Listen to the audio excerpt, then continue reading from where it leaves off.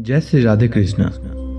आज मैं आपके लिए माघ मास महात्म्य की कथा का 25वां अध्याय लेकर आया हूं। तो आइए सुनते हैं माघ मास महात्म्य की कथा का 25वां अध्याय। पिशाच कहने लगा कि हे मुनि, केरल देश का ब्राह्मण किस प्रकार मुक्त हुआ, यह कथा कृपा करके विस्तार पूर्वक कहिए। देवद्युति कहने लगा, केरल देश में वासु नाम का एक वेद पारंगत ब्राह्मण था।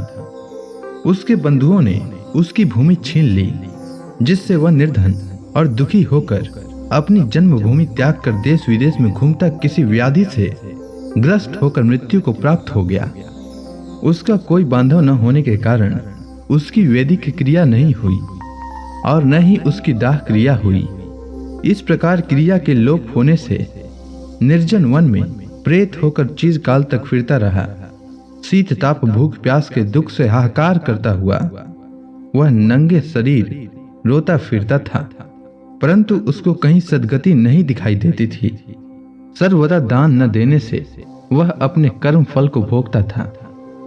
जो लोग अग्नि में आहुति नहीं देते, भगवान का पूजन नहीं करते, वे आत्मविद्या का अभ्यास नहीं करते, अच्छे तीर्थों से विमुख रहते हैं। जो लोग दुखी लोगों को स्वर्ण, वस्त्र, तांबूल, रत्न, फल तथा जल नहीं देते तथा छल कपट से जीविका प्राप्त करने वाले, दूसरों तथा स्त्रियों का धन हरने वाले, पाखंडी, कुटिल, चोर, बाल वृद्ध तथा आतुर और स्त्रियों पर निर्दयता करने वाले, आग लगाने वाले, विष देने वाले, झूठी गवाही देने वाले, कुमार्ग पर चलने वाले, माता पिता भाई बहन संतान तथा अपनी स्त्री का त्याग करने वाले, जो सब तीर्थों में दान लेते हैं, पालन करने वाले, स्वामी को त्यागने वाले, गौ तथा भूमि के चोर, वेदों की निंदा करने वाले, वृथा द्रोह करने वाले, प्राणियों की हिंसा करने वाले, देवता गुरु की निंदा करने वाले,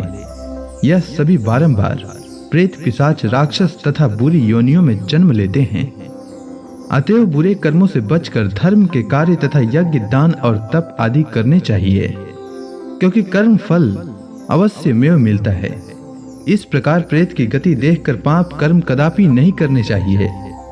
ब्राह्मण कहने लगा कि इस प्रकार उस केरल ब्राह्मण ने उस पर्वत पर अधिक समय व्यतीत करके एक मार्ग में एक पृथक को देखा, जो 2 गगरियों में त्रिवेणी का जल लिया हुआ था, आनंद पूर्वक भगवान के चरित्र का गान कर रहा था।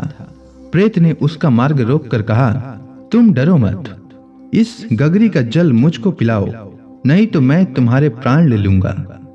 देवद्युति कहने लगा कि दुखी, दुर्बल, नंगे, मुरझाए हुए तुम कौन हो? पैरों से पृथ्वी को स्पर्श न करके चलते हो। लोमस जी बोले। प्रेत यह वचन सुनकर कहने लगा कि मेरे ऐसा होने का कारण सुनो।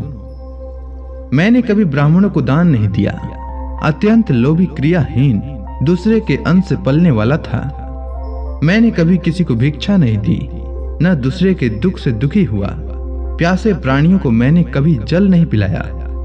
मैंने कभी छाता जूता दान नहीं किया, न किसी को जल का पात्र, पान या औषधि किसी को दी। न मैंने अपने घर में कभी किसी अतिथि को ठहराकर उसका सत्कार किया। अंधे, वृद्ध, अनाथ और दीनों को मैंने कभी अन्न से संतुष्ट नहीं किया और न ही किसी रोगी को मुक्त किया। न कभी ब्राह्मणों को दान दिया, न कभी अग्नि में हवन किया। वैशाख आदि मास में किसी को ठंडा जल नहीं पिलाया। न ही मैंने वट या पीपल का कोई वृक्ष लगाया, न किसी प्राणी को बंधन से छुड़ाया। कभी कोई व्रत करके शरीर को नहीं सुखाया। इस कारण मेरा पूर्व जन्म सब बुरे कार्यों में ही व्यतीत हुआ। मेरे पूर्व जन्म के कर्मों से ही मेरी यह गति हुई है। इस वन में व्याघ्र, भेड़ियों से बचा हुआ मांस तथा जंतुओं के खाने से गिरे हुए फल, वृक्षों पर लगे हुए सुंदर फल तथा झरने का सुंदर जल सब ही मिलते हैं, परंतु देव इच्छा से मैं कुछ नहीं खा सकता। सर्प की तरह केवल पवन भक्षण करके जीवन व्यतीत करता हूँ। बल, बुद्धि, मंत्र, पुरुषार्थ से लाभ हानि, सुख दुख, विवाह, मृत्यु, जीवन, भोग, रोग तथा वियोग में केवल भाग्य ही कारण होता है। कुरूप, मूर्ख, कुकर्मी, निंदित तथा प्राकर्म से हीन मनुष्य भी भाग्य से ही राज्य भोगते हैं। काने, लूले, लंगड़े, नीतिहीन, निर्गुण नपुंसक भाग्य से राज्य प्राप्त करते हैं। पर्वत पर भी बलवान राक्षस पिशाच रहते हैं, जिनमें से कभी कभी कोई कहीं कहीं वन में फिरते हुए अपने कर्म के अनुसार अन्न जल प्राप्त करते हैं। परंतु आपको उनका भय नहीं होना चाहिए, क्योंकि धर्मात्मा पुरुषों की उनकी पवित्रता ही रक्षा करती है। ग्रह नक्षत्र देवता सर्वथा धर्मात्माओं की रक्षा करते हैं। यह पिशाच आप जैसे भक्त की तरफ आंख उठाकर भी नहीं देख सकते। जो नारायण भगवान की भक्ति से पवित्र रहता है, उसको प्रेत पिशाच पूतना कोई बाधा नहीं दे सकते। भूत बेताल पिशाच गंधर्व काकिन साकिनी ग्रह रेवती यक्ष मातृ ग्रह भयंकर ग्रह कृत्या सर्प कुष्मांड तथा दूसरे दुष्ट जंतु पवित्र वैष्णव की तरफ देख भी नहीं सकते। जिसकी जिह्वा पर गोविंद का नाम, हृदय में वेद तथा श्रुति विद्यमान है, जो पवित्र और दानी है, उनको कभी भय नहीं हो सकता। हे ब्राह्मण, इस प्रकार कर्मों का फल भोगता हुआ मैं यहाँ रहता हूँ, ऐसा सोचकर मैं शोक नहीं करता। एक बार मैं ज्वालिनी नदी के किनारे पर गया था। वहां पर घूमते हुए मैंने सारस के वचनों को सुना था। तो इसी के साथ माघ मास महात्म्य की कथा का 25वां अध्याय पूर्ण हुआ। अब आगे की कथा मैं कल लेकर आता हूँ। तब तक के लिए भगवान श्री कृष्ण का नाम लेते रहें।